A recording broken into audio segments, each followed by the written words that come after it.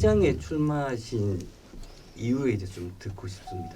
아시다시피 대구의 각종 경제적 지표 또 통계 자료들이 수십 년째 계속 내리막길이고 대구 경제는 침체 상태에 놓여 있고요. 무엇보다도 대구 시민들의 사기라 그럴까, 그다음에 대구에 대한 자긍심 이런 게 점점 더 사라지고 있다. 그런 것들을 조금 저도 걱정하면서 우려하는 가운데 뭔가 지금 획기적인 변화가 필요하다. 그런 변화는 결국 선거를 통해서 만들어낼 수밖에 없다고 생각을 했고요. 그런 변화의 모멘텀을 만드는 것은 이 선거 과정에서 대구시의 어떤 현재의 문제점에 대한 정확한 진단과 어떤 미래를 대구가 그릴 것이며 또 그 미래에 다가가기 위해서 어떤 방법, 어떤 수단을 사용할 것인지에 대해서 시민들이 진지하게 토론을 해가지고 어떤 합의, 컨센서스를 이루어야 된다고 생각하고요. 그런데 아시다시피 현재 대구시장 선거에 출마하신 후보들의 면면을 보면은 내가 꿈꾸고 있는 대구시의 모습, 어떻게 할 것이라는 그런 공약 이런 것보다는 내가 과거에 뭘 했다, 내가 어느 정도 이런 사람이다, 유력자, 과거 대통령, 앞으로 현 당선인하고 내가 얼마나 친하다, 이런 걸 가지고 대구시장 후보에 나섰는데, 그렇게 돼버리면은 정책과 능력에 바탕한 어떤 인물론의 선거가 실종돼 버릴 염려가 있다. 그래서 저라도 이렇게 소중한 이 시장 선거에서 진짜 대구에 대한 고민을 담아내는, 그리고 시민들의 합의점을 또 만들어가는 그런 역할을 해야 되겠다. 이런 생각을 하면서 출마하게 됐습니다. 홍준표 의원이나 김재원 예비후보, 유영아 예비후보 어떻게 평가를 하십니까? 우선 이제 홍준표 대표나 김재원 최고위원 같으면은 여러 차례 크고 작은 선거를 통해서 국민들로부터 심판을 받았고 또 승리했던 그런 경험이 있는 분들입니다. 경륜과 또 능력에 대해서는 충분히 인정을 해야지요. 그리고 유영아 변호사는 아시다시피 지금 거리에서 어떻게 보면 거의 홀로 박근혜 전 대통령께서 어려움을 겪는 그 시기에 도왔던 그런 분입니다. 그런 점에서 충성심이 있는 분이다, 이렇게 볼 수 있겠습니다. 다만 대구시장이라는 것은 이 대구 시민들과 호흡을 해야 되고요. 대구시의 미래를 두고 고민을 해야 되고 대구시를 위한 미래 청사진을 제시해야 되는데, 과연 그런 점에서 세 분이 적당한가, 저는 좀 의문을 가지고 있습니다. 홍준표 대표 같은 분은 이분이 하방이라는 그런 말을 썼는데, 하방이라는 말에는 그 두 가지 의미가 있습니다. 중앙에서 활동하시는 분이 어떤 사정으로 지방으로 내려간다는 그런 의미가 한 가지가 있다면, 두 번째는 때가 되면, 기회가 오면 중앙으로 올라가겠다. 이런 의미를, 두 가지 의미를 동시에 가지고 있는 게 하방이라는 의미입니다. 이분의 마음에는 서울을 염두에 두고 있다. 과연 이분이 대구 시민들에 대해서 얼마나 염려하고 대구 시민들을 보살피고 또 보듬는 그런 소통형의 시장의 모습을 보여줄 것인가에 대해서 의문을 가지고 있습니다. 김재원 최고위원은 또 경북에서 오랫동안 국회의원을 하셨던 분입니다. 이분이 대구시장 선거에 나선다는 것은 아무런 명분이 없다. 이분은 차라리 경상북도 도지사로 나가시는 게 맞지 않느냐, 아니면 중앙에서 정부나 아니면은 다른 기관에서 당선인을 가까이서 좀 지원하는 그런 역할을 하시는 게 좋지 않겠느냐. 유영아 변호사의 경우에는 박근혜 대통령을 가까운 거리에서 모셨던 것이 정치적 자산이라고 생각을 할 가능성이 있습니다. 그럴 수 있지요. 다만 그런 자산을 활용하는 것도 명분, 때와 명분이 맞아야 된다는 그런 생각을 합니다. 이분이 대구에 와서 박근혜 대통령을 모시면서 시민들과 또 소통하고 지역 사회를 위해서 뭔가 기여하는 그런 모습을 보여주면서 시민들이 이제 이 사람 나설만하다, 그렇게 인정을 받을 때에 그때 나아가는 것이 맞는 것이지, 이렇게 박근혜 대통령 와서 이삿짐 푼지가 며칠 됐다고 바로 이렇게 그 시장 선거에 뛰어든다는 것은 이분이 5년 동안 박근혜 대통령을 모셨던 그 진정성을 좀 의심받게 하는 일이 아닌가, 너무 성급했다, 이런 생각이 들고요. 또 박근혜 대통령을 한번 생각해 보더라도 또 지역에 좋은 인재를 키우겠다는 그런 말씀을 하셨습니다만은, 우선 이제 지친 그런 심신을 좀 이제 추스르고 하는 그런 시간이 필요하지 않겠습니까? 유영하 변호사가 이렇게 성급하게 대구시장 후보에 나섬으로써 박근혜 대통령께서 이 지역 사회에 연착륙할 수 있는 그런 그 시간을 오히려 많이 흐트러 버렸다, 그런 생각을 합니다. 유영하 변호사의 호언 해정을 박근혜 전 대통령께 맡겼다는 것으로 이제 알려졌습니다. 전직 대통령이라고 해서 뭐 호언 회장을 맡지 말라는 법은 없겠지요. 그렇지만 일단 대구 시민들께서, 그리고 제가 만나본 많은 대구시의 원로분들이나 이런 분들께서 굉장히 의아하게 생각을 하고 있습니다.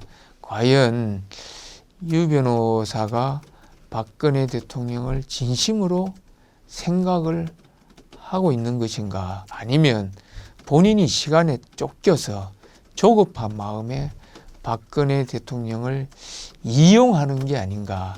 만약 후자라면 박 대통령을 2번 죽이는 그런 일이 될 수 있다, 이렇게 걱정하시는 분들이 많이 계십니다. 저도 그런 걱정에 좀 공감을 하고 있습니다.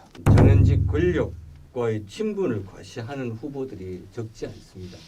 본인이 생각하는 대구의 비전, 정책, 현실 문제에 대한 진단, 이런 것이 과연 그분들이 돼 있는지 저는 그게 궁금합니다. 그게 우선 돼 있고 그 다음에 어떤 그런 것을 좀 활용하고 싶겠죠. 그거는 정치인으로서 어떻게 보면 인지상정이라고 할 수 있지만, 적어도 대구시의 문제점에 대한 명확한 진단과 대구시가 어떻게 바뀌어야 된다는 그런 공약들에 대해서, 비전들에 대해서 확고하게 이게 정립이 안 돼 있다면, 그런 상태에서 유력자와의 친분을 내세우면서 대구시장에 나서는 것은 대구 시민에 대한 큰 결례이고 모독이라고 생각합니다.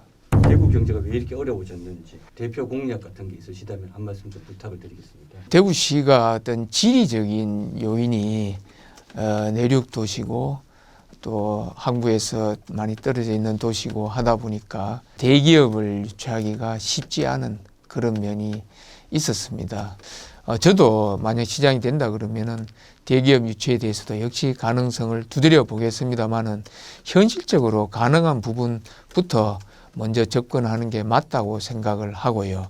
조금 전에 이야기하셨듯이 유력자와의 친분, 이것만 생각하고 있는 분들이라면 뭐 그분들이 내세우는 거, 내가 유력자하고 친하니까 중앙에서 예산을 많이 따오겠다, 이거는 뭐 대구에 물론 도움이 되죠. 하지만 그것만 가지고 현재 대구가 안고 있는 이런 심각한 이 장기적인 침체 국면을 바꾸기는 어렵다. 그렇다면 글로벌, 이 전 세계를 무대로 해서 대구의 활로를 한번 찾아볼 필요가 있다고 생각을 합니다. 대구에는 소재 부품 관련해서 세계적인 기술력을 가지고 있는 기업들이 있고요. 지금 뭐 이 시대의 화두인 탄소 중립 관련해서도 이산화탄소의 포집 그 방법에는 뭐 섭식, 건식, 분리막식 이렇게 3가지가 있는데, 그중에 분리막식 관련해서는 전 세계적으로 제일 앞섰다고 평가받는 그런 기업도 있습니다. 이런 기업들이 세계로 진출할 수 있도록 적극적인 지원을 해야 되고요. 국내 다른 도시, 다른 지방에 있는 기업, 상공인 뿐만 아니라 세계에 있는 외국 기업, 그리고 우리 기업들이 나갔던 그런 기업들이 리쇼링 할 수 있도록 시가 앞장서서 지원하는 그런 일에 중점을 두도록 하겠습니다. 지역의 현안들에 대해서 해결 방법을 어떻게 좀 갖고 계시는지. 먼저 이제 치수원 관련해서 구미해평 치수원을 사용하기로 이제 합의가 됐다고 들었습니다. 굉장히 반가운 소식이고요. 그 다음에 이제 공항 이전 문제는 K2 신공항 이전하는 데만 8조 8천억이 드는 이 거대 프로젝트입니다. 거기다가 이제 민간 공항까지 가는데요. 민간 공항은 아시다시피 뭐 국가 재정으로 해결한다 치더라도 이 K2 신공항을 기부대 양녀 방식으로 하는 것은 뭐 지금 현재는 뭐 수지 타산이 어느 정도 맞다고 보지만 앞으로 집값 부동산 변동에 따라서 과연 이게 감당이 되겠는지, 그리고 초기 자본을 그럼 어떻게 이걸 조달할지 여러 가지 문제가 있습니다. 이거는 대통령 공약 사업이기도 한데요. 이걸 특별법을 제정해서 국가 재정이 투입해서 이걸 하는 게 맞는 방법이라고 생각을 하고 있습니다. 그리고 그 후적지 개발과 관련해서는 수변 공원을 조성한다든지 산업을 만든다든지 뭐 이렇게 여러 가지 계획들을 하고 있습니다. 그런 계획들을 잘 점검을 해가지고 국비로 국책 사업으로 이게 추진이 되고 또 대구시에 재정적인 여유가 생기면 일부는 또 공원화하고 또 일부는 또 첨단 산업이 들어올 수 있는 그런 단지로 좀 활용도 하고 그렇게 했으면 좋겠다는 생각을 하고 있습니다. 다른 후보님의 차별성이나 장점 어떤 게 있을까요? 뭐 세 분이 네. 공교롭게도 검사 출신입니다. 네. 저는 검사 생활도 오래 했지만 또 국가인권위원회 상임위원으로 3년 반 정도 근무한 적이 있습니다. 아시다시피 검찰은 가장 보수적인 국가기관이고요. 국가인권위원회는 가장 진보적인 기관입니다. 인권위원회 가서 저는 박근혜 대통령 때 이제 인권위원회 갔지 않습니까? 그때는 인권위원들이 아주 보수적인 분들이 다수였죠. 표결하면 무조건 보수 쪽이 이기고 한데 그런 상황에서 저는 어떤 이념적인 그런 그 구분을 가지고 어떤 사안에 제 스탠스를 잡은 게 아니라 어떻게 하면은 우리 사회가 어떤 좀 더 발전하는 나은 사회가 되고 우리 사회의 소외 계층이 이 사회에서 같이 어울려서 살아갈 수 있는 그런 사회가 될 것인가, 그런 것을 염두에 두고 일을 해왔다고 생각을 합니다. 그래서 저는 뭐 검사 생활도 오래 했습니다만은 다른 어떤 세 분과는 달리 우리 사회 각계각층에 특히 사회적 취약계층에 계신 분들하고 많이 이야기를 하고 그들의 고민을 듣고 또 문제점을 해결하려는 그런 노력을 해왔다. 다른 분들은 생각하기 어려운 그런 장점이 아닌가 생각을 하고요. 이런 장점이 제가 시장이 된다면 대구시의 각계각층의 분들하고 진짜 허심탄회하게 소통하고 이야기를 듣고 제 생각도 말씀드리고 하는 그런 시장이 되지 않겠는가 그렇게 생각합니다. 다른 유족 후보들에 비해서 인지도가 좀 낮으신데. 제가 출마 선언 자체도 제일 늦었죠. 지난 총선에 출마하긴 했습니다마는 경선에서 끝을 냈고요. 시민들에게 알려질 그런 기회가 없었습니다마는 앞으로 남은 기간 동안에 열심히 저를 알리려는 노력을 많이 하겠습니다. 제가 시중에서 듣는 의견은 지금 이제 앞서고 있는 두 분에 대해서 걱정들을 많이 하십니다. 대구에 대해서 얼마나 애정이 있을까? 대구에 대해서 얼마나 고민을 했을까? 대구의 미래의 모습에 대해서 얼마나 꿈을 꾸었을까? 그런 걱정을 많이 하시는데 저의 어떤 이런 진심이 알려진다 그러면은 충분히 짧은 시간 내에 반등할 수 있는 자질을 갖추고 있다고 생각합니다. 행정 경험이 전무하신데 업무 수행을 제대로 할 수 있을까라는 우려의 목소리도 있습니다. 제가 검찰에 있으면서 뭐 기관장을 또 2차례 했었고요. 큰 조직의 2인자의 역할을 몇 차례 했었습니다. 그래서 조직을 관리하는 데 있어서는 뭐 큰 문제는 없다고 생각을 하고요. 제가 검찰에 있을 때도 제가 이런 말씀 드려서 좀 그렇습니다만은 굉장히 직원들로부터 좋은 평가를 받는, 그래서 당신은 어떻게 이렇게 평가가 높게 나오냐는 이야기가 있을 정도로 아까 말씀드렸다시피 인권위원으로서도 저하고 어떤 이념적인 그런 색깔은 참 다른 직원들이 많지만 하는 대화를 통해서 합의를 이끌어내고 서로 생각이 다른 부분은 우리가 요 지점에서 요 부분이 다르다는 것만 서로 확인하면 되는 거죠. 많은 그런 경험들이 있다. 그래서 저 사람이 검사만 했기 때문에 뭘 알겠느냐 이렇게 생각은 안 하셔도 좋겠습니다. 마지막으로 대구 시민과 또 뭐 국민의힘 당원들에게 당부하시고 싶은 말씀이 있으세요? 시장 선거는 앞으로 향후 4년뿐만 아니라 대구의 미래를 또 가늠하게 될 중요한 선거가 될 것이라고 생각합니다. 대선의 어떤 열풍 이후에 인물에 대한 철저한 검증이 없이 대중적 인지도를 기반으로 해서 선거가 그냥 이루어진다면 대구시로 봐서도 시민으로 봐서도 너무나 불행한 일이다. 그래서 시민 여러분께서 저에 대해서 정상한 변호사에 대해서 페이스북도 좋고요, 뭐 밴드도 좋고 카톡도 좋고 블로그도 좋고 한번 살펴보시면 이런 사람이 한번 대구시를 이끌면 좋겠다 이런 생각을 하실 것이라고 믿고 있습니다. 알겠습니다. 오늘 바쁘신 대선님 감사합니다. 감사합니다. 네.